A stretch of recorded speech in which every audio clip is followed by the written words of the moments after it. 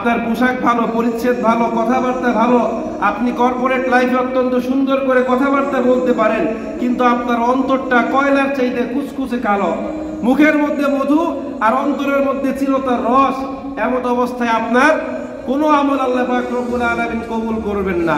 দলিল কিতাবের নাম সহিহ বুখারী হাদিস নাম্বার 52।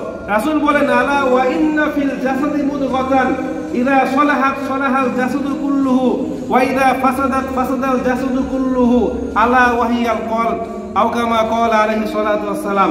রাসূল বলেন, আলা ওয়া ইন্না ফিল জাসাদি মুদগাতান, জেনে রেখো মানুষের শরীরের মধ্যে একটা গোশতের টুকরা আছে, ইযা সালাহাত সালাহাল জাসাদু কুল্লুহু, যখন এটা সুস্থ থাকে গোটা দেহটা সুস্থ থাকে, ওয়া ইযা ফাসাদাত ফাসাদাল জাসাদু কুল্লুহু, আর যখন এটা নষ্ট হয়ে যায়, এটা অপরিশুদ্ধ হয়ে যায়, এটা নোংরা হয়ে যায়, তখন গোটা দেহটা নোংরা হয়ে যায়।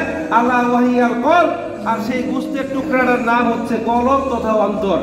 এজন্য সবার আগে আমাদের কি করতে হবে? অন্তরকে পরিশুদ্ধ করতে হবে।